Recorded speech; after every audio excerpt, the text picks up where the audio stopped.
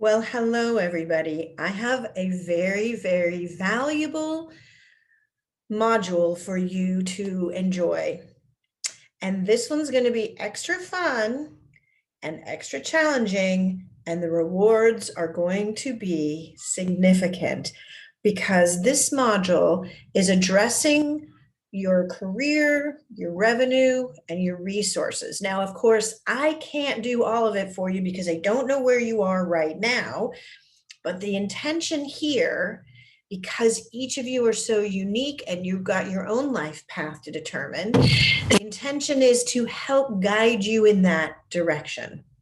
So with that, here we go. I'm going to share my screen with you, and we're going to talk about career and money, starting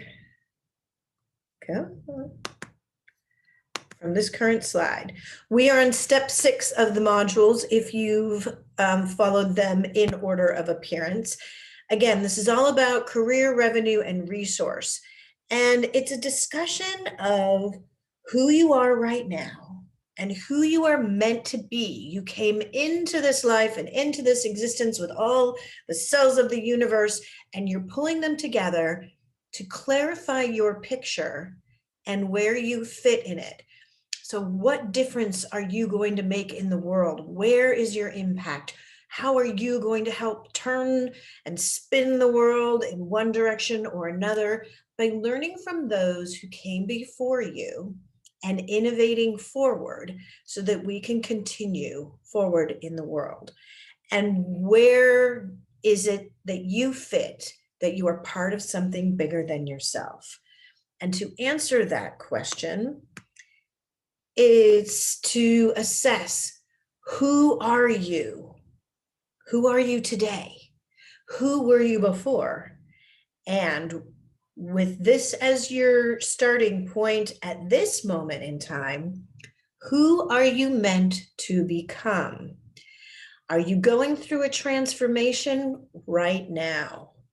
And are you ready to soar by spreading your wings with eagle eye, knowing exactly where you're intending to go? So this module is all about creating that clear path and all the decisions that go into determining the incremental steps that are in alignment with your core values so that you are being your authentic self, following your path and your purpose, and how to implement the steps to get to that goal.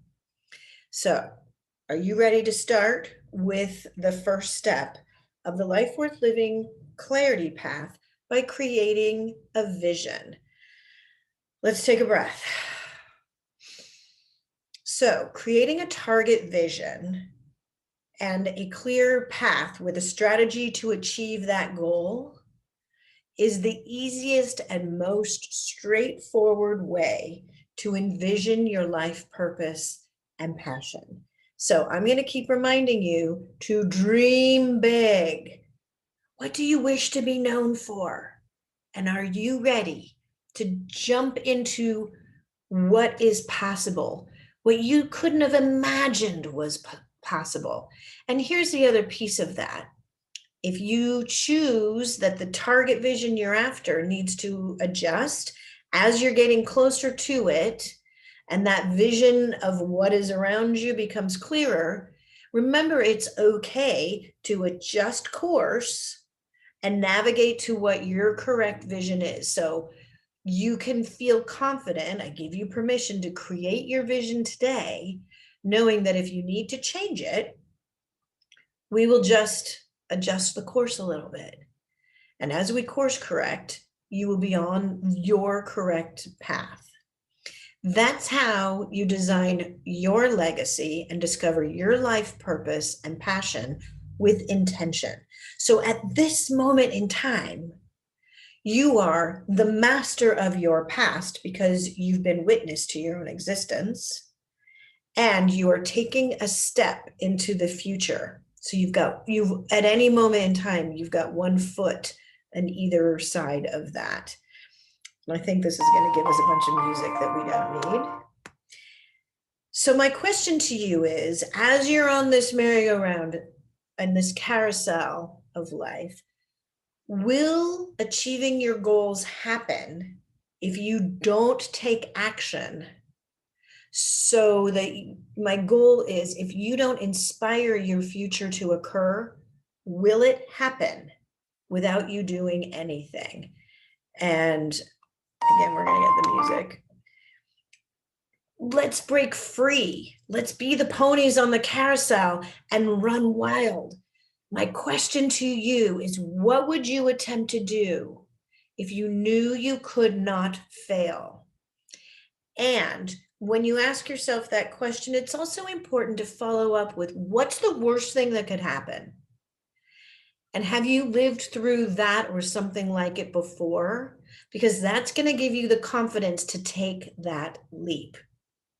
You may be asking yourself right now, how am I supposed to know what I want? Can I tell the future? So you think back to Lewis Carroll's Alice in Wonderland, and she approaches the Cheshire Cat and asks, which way shall I go? The Cheshire Cat pragmatically asks, where are you trying to get to? Alice says, I'm not quite sure. And the Cheshire Cat responds saying, it doesn't really matter which way you go then, doesn't it? You're certain to get somewhere. And that's just it. Take the leap, take the first step, feel confident that even if you go in the wrong direction, it's going to give you enough information to adjust course to go in the correct direction. But if you don't take action and you don't take the step, then you're not going anywhere. So again, move with intention and take the action. And then you may put yourself in a situation where you ask, how am I supposed to do this all on my own? And my answer for you here, I think, is depicted in this picture nicely. Because you come into this world alone, and it's really up to you to see the sunlight and to follow your pursuit of purpose and your pursuit of happiness and your pursuit of your own goals. I could make an attempt and guess for you what might be your best path. In reality, that's for you to decide. So you can pull the guides in and collect information and make observations. But really, the only person who knows what's right for you is you. So I can give you the tools and I can guide you along the way. And the big decisions are really yours to make. Ikigai is a Japanese concept meaning a reason for being. And here's a chart you can use as an example of assessing, what is it you love? What are you good at? What can you be paid for? And what does the world need to help you narrow down your mission, your passion, your profession, your vocation? And really, it's about what's at the core of this, so that you are feeling more than satisfaction and not feeling useful, so that you're feeling more than just comfortable but empty, so that you're confident and delighted and feeling a sense of fullness and having abundance of revenue and resource and this wealth that supports you forward, so that you feel excitement and calm and certainty. And you need all of those things in place to really get to that reason for being. So doing it, will it happen all on its own? Maybe not without a little bit of intention on your part. And again, it needs to come from you. But just like we seek out guides and advisors and teachers and mentors, I will give you the tools to figure out how to pull that from your instinct, from your experience, from your knowledge, to pull it all together to know that you're confidently going in the right direction for you. Positive psychology research suggests that there is learned helplessness, that sometimes we give away our power to other people, and then we can put all the responsibility and blame on them when we are not finding this true purpose. There's also the reverse of that, of learned optimism, where we can seek out and look internally to build personal control and self-esteem, knowing that if we take these steps and move it forward, we are then in control of who we become. Martin Seligman says in The Optimistic Child, again, what you can change and what you can't change is great to know. I add to that, what can you do right now to manifest the next step to get into your closest best self? I've now cleared all of that out and made it as simple as possible, because this is where we start, because all of that is a lot. So if you just start with, what do you love to do? What do you do well at? And what adds value in the world? That helps you get through the intersections of apprentice work and hobby to who you truly could be, and who you truly are, and who you're truly meant to be. And then we'll talk about how to step forward into that as we align your authentic core values with who you are becoming. And that's my security step for you, to ensure that you're living your best life and not out of alignment and not somebody else's, or an attempt at living someone else's best life. We could try it at this by going with the approach. And again, pause the video so that you have time to give the right amount of thought for you. So my first question to try and get you there is to ask, what did you love doing when you were small? What excited you? What did you do when nobody was telling you what you should do? What was your fallback? Was it coloring in a coloring book? Was it kicking a ball? Was it observing nature? Was it playing with a friend, a pet? Was it singing? Was it going into your yard and just singing at the top of your lungs? Was it a physical action? Was it an intellectual pursuit? Was it a creative outlet? What did you love to do when you were small? And the next question is, what have you continued to do? So what have you pulled through your life to see where your passions are? And start to write this down as a big brainstorm.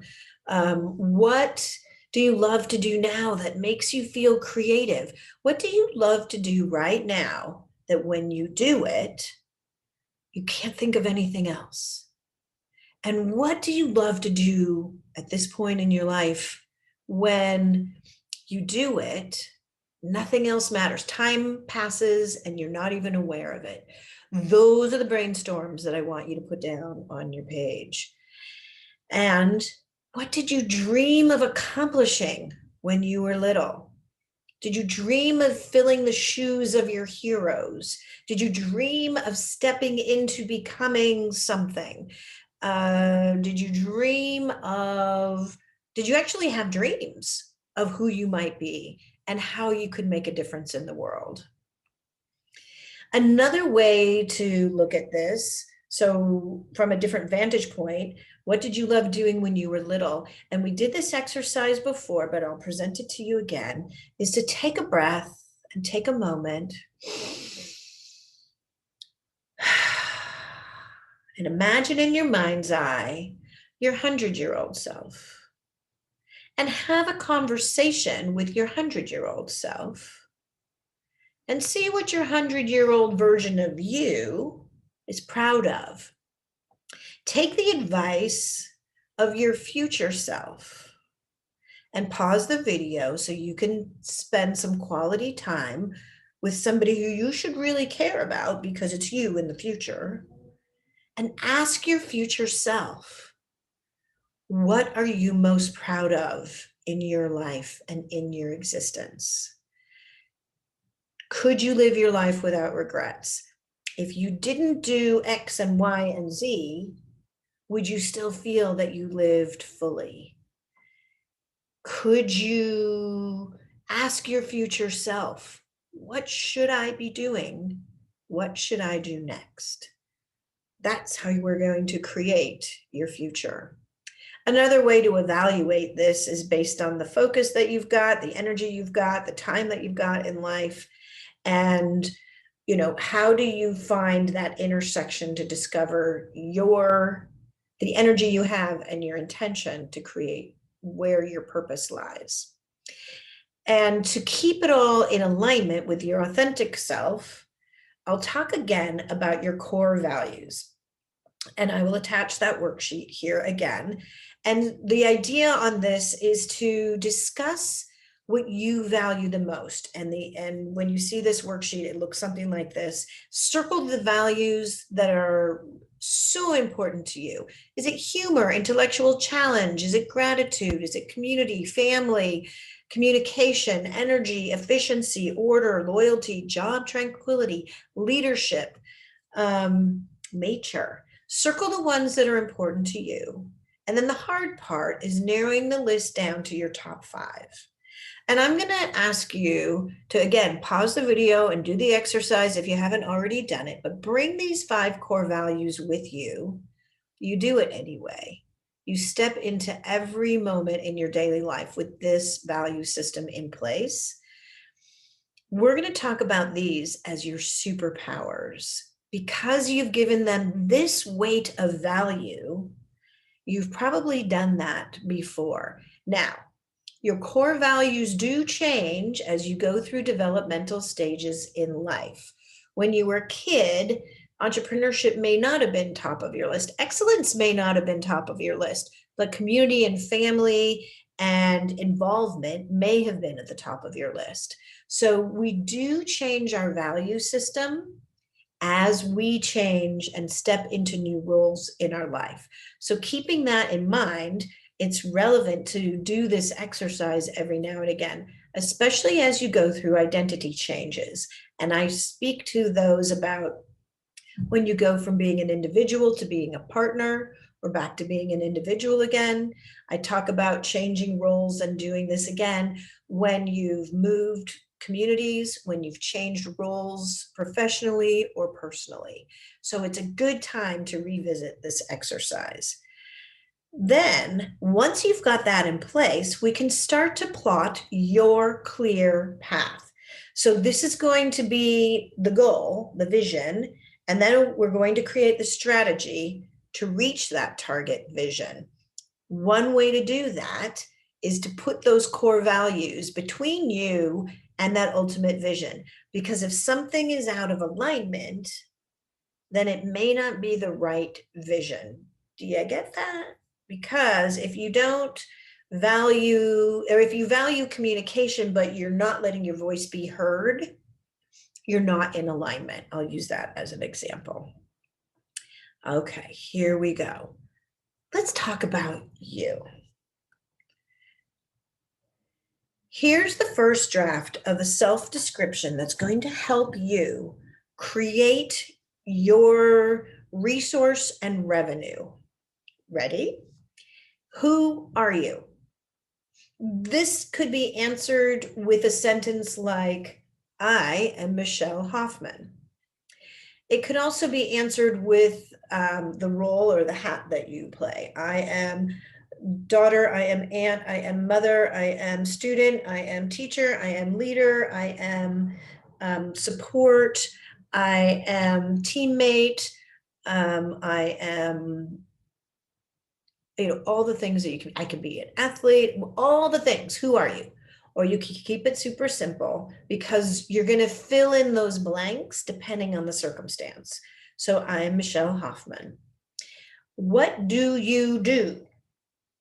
So fill in the blanks of your name, your role, and what you do in that role. So each of these are going to be very specific, and there's going to be more than one of them.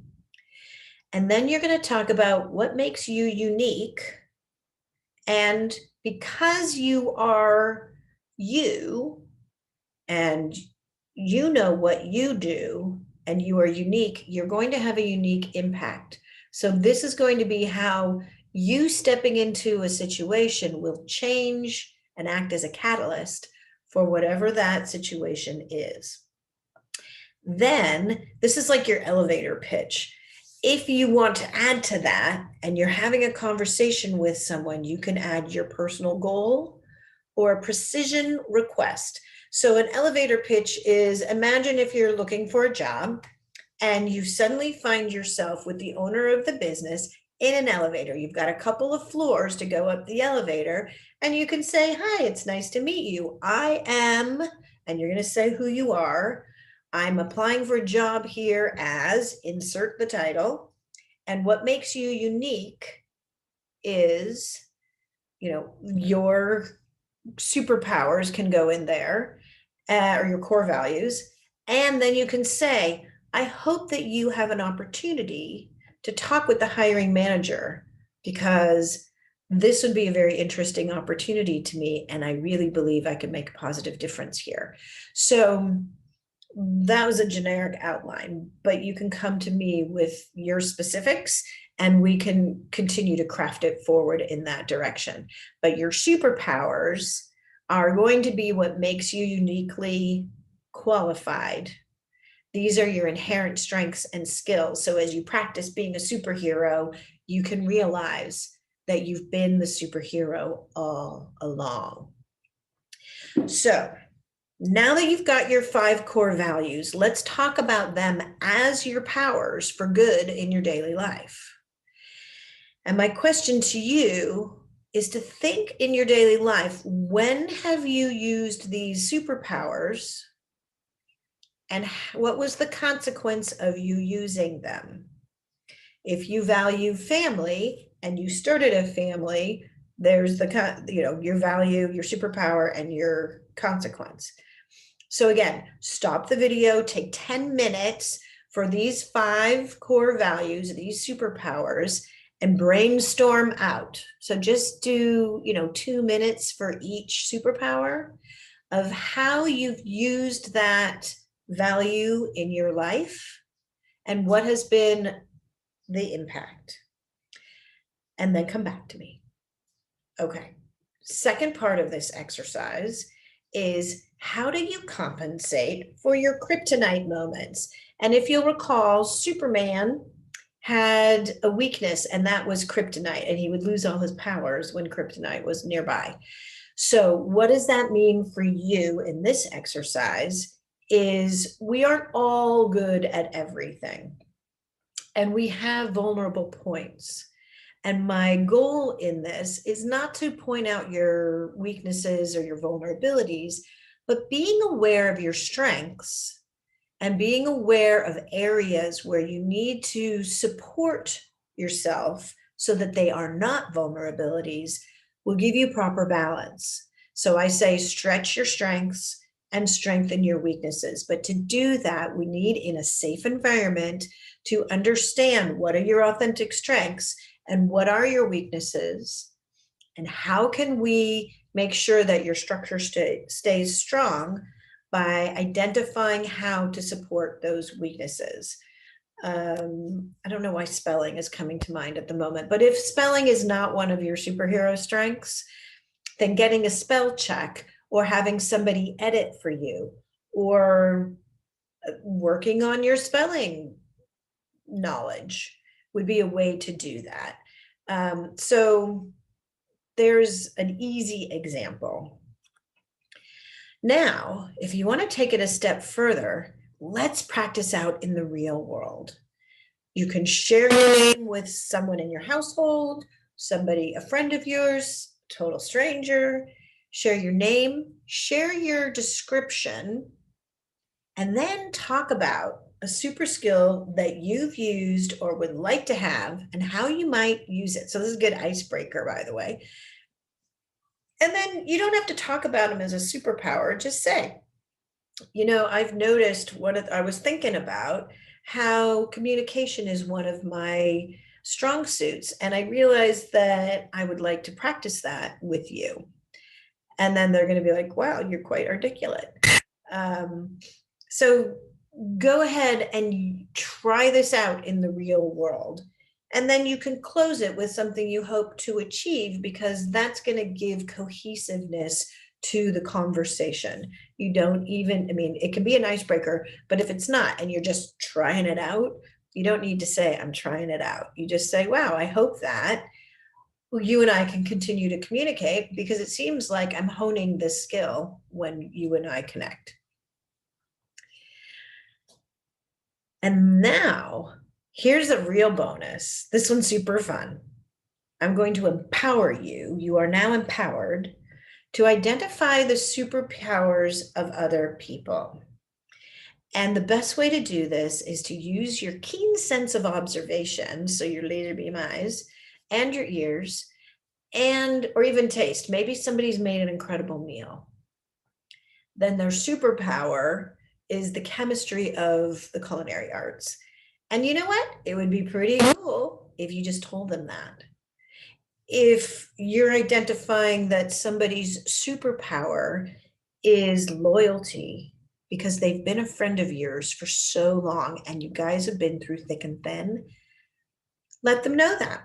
And you don't have to call it a superpower, but you can say, clearly you value loyalty because our friendship runs so deep, and I recognize and appreciate you for that. You matter in my life. It will deepen the relationship. And then you will say, I did the exercise. And then hopefully it comes naturally to you and you'll keep doing it because it's all good. All right, here's another one that if you want to do it, once you've identified your superhero and you want to see their core value, another exercise you can try is to talk about, put your self description in there that we've already crafted, and then describe a time when you were proud of an accomplishment and how your core values fit in with that. Again, if we're doing this in a workshop, I'd have you pair up and partner, and then I'd have your partner reflect your superhero skills. So if you want to do it, you can find a partner to do this with, and then report back. I totally want to know how it went, because all of this is about finding proper balance by stretching your strengths and strengthening your weaknesses. Okay, as you continue to keep your eye on your vision aligned with your authentic core values, moving toward your target, we're going to find guides and landmarks along the way and adjust the course, because we don't have a stable course. Even think sailing. You may have your eye on the destination if you can see it, but as the wind moves the boat or as the current moves the boat, you need to adjust course to make sure that you are landing at the destination you're intending. So it's important to understand there are guides and landmarks along the way. And one of my favorite ways to discuss this is to go back to your advisory board. And if you did this exercise before, awesome. Revisit it right here, right now, because you may have pulled somebody new into your circle of trust who is an emotional champion, who will listen and always be on your side. Or you might have an emotional champion who challenges you to be your best and not rest on your laurels. And they're going to set you straight, but you trust that person that has your best interest in mind. There's the subject matter experts on your advisory board. These are the trusted mentors who, again, have your best interest in mind when they are mentoring you.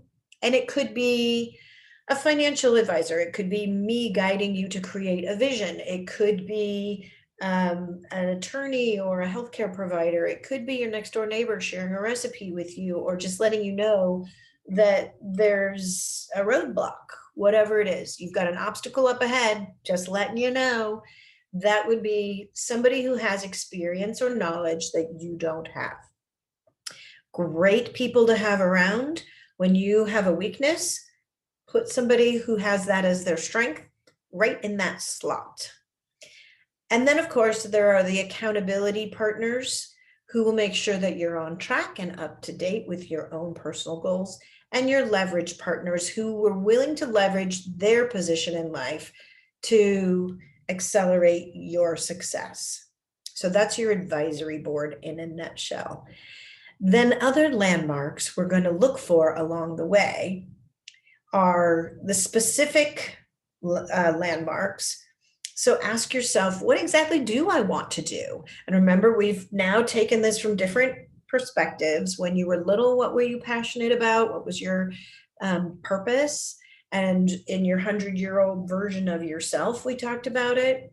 What does your 100-year-old version of you say you would like to do? But be specific. They need to, these incremental steps along the way to get to that goal need to be attainable, measurable. So what does that mean? Measurable, it's like, how will I track my progress along this path? And that could be through time, it could be through actions, it could be through successes along the way. And are these reasonable, attainable goals? Is it something that you can do? If you're saying my goal is to fly, you probably aren't going to, just set your wings out and start. But there are different ways that you could experience flight, be it virtually, be it through an airplane or a glider or a hot air balloon or whatever that is. So the question is it realistic? Can you acquire what you need to achieve the goal? And you know what's realistic and what's not, but set your goals high, dream big. You can do so much more. So are they relevant? Why are they doing this? So this is, if you've got a clear target, this is going to be like walking your straight path like it's a tightrope and keeping your eye on the goal. So then when you ask, why am I doing this? Does it make sense and does it matter? You can say, I've made this decision because it gets me closer to the goal. And it's also valuable to know that you're not going to get distracted and go off on a tangent and be spending your valuable revenue and resources in areas that aren't going to be getting you toward your goal. So that's how I help make decision-making so simple. Because when you know what you're going for, suddenly going off your tightrope doesn't make any sense at all. So it's really good for decision making. And time oriented. What are your accountability partners going to expect is a reasonable time frame that you can achieve each of these goals so that you can do it in your lifetime, right? So I talk about allocating your resources. And you may add your resources onto this pie chart, but you have a limited amount of energy. You have a limited amount of willpower. You have a limited amount of daylight time to do something. You have a limited amount of time where you can put energy into work versus rewards and fun. So create your resource budget. And let's talk about revenue and resources based on where your starting point is.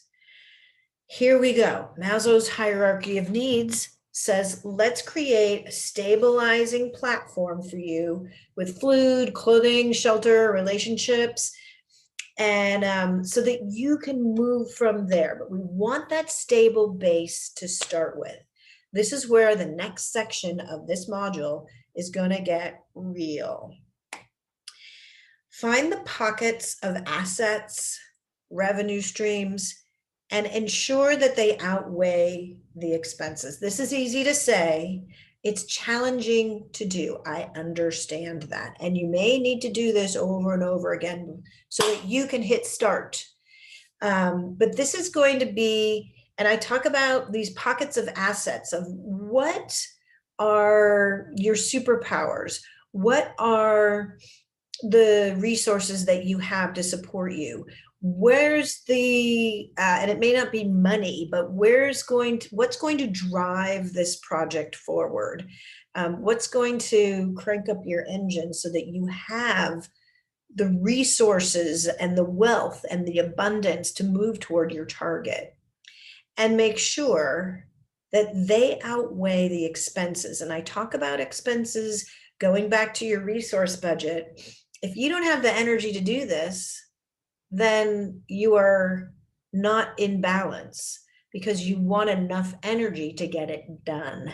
If you're giving yourself too tight of a timeline, or too long of a timeline, you're not going to be realistic about it. So as you figure out what is your right goal that's right for you right now, it's also important to consider, do you have what it takes to get there? And if not, how are we going to get you what you need? So beyond a standard revenue stream from a job, if you're looking for finances and support that way, you can look in places like programs established through your employer or other community organizations. You can consider additional ways to share your skills, to contribute and get recognition and award for that. Passive investments, so that your money is working for you through insurance, Social Security. You could reach out to your family and friends and say, this is my goal. Are you in a position to support me in this worthy target that I'd like to achieve? You can present this to community and social organizations. And again, you can get support through public organizations like unemployment, disability, WIC, and food stamps. So this is how we're giving you your starting point. And of course, you've started a bazillion times. You've started a long time ago. This is a unique starting point. This is the very beginning of that yellow brick road that Dorothy starts to walk around. She had a total lifetime before that. But we are now embarking on your hero's journey. So where are you now? It's important to understand your financial position so that you can see what you need to adjust to your plan for yourself and your family's future to achieve your goals. And being organized makes it, of course, a lot easier.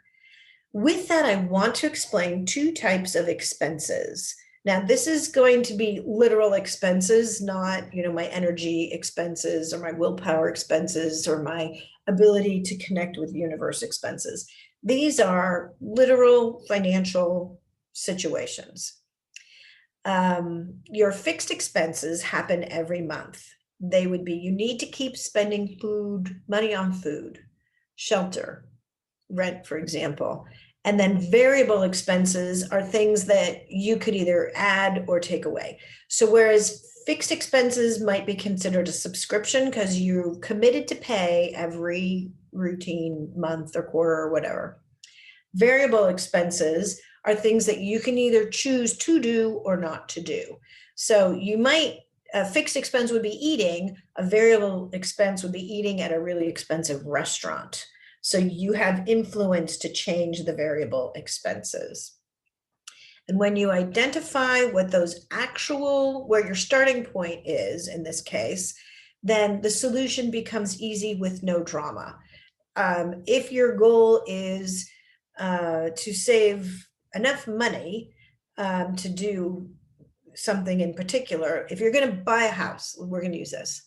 If you're trying to save enough money to buy a house or go on a vacation, then when it comes time to decide what's my fixed expense of needing to eat, it might be, let's go get beans and rice instead of eating out at some fancy restaurant. So you're still meeting the needs. You're meeting it in a way that's going to meet your higher goal. And with that, see if you can get this homework done. That was a lot, because what we're doing is we're setting a target, we're aligning it with your authentic core values, and we're determining where's your passion, what's your skill set, and what you can do to get all of the revenue and resources to achieve your goal. Well done. We have started, and you are on the right track.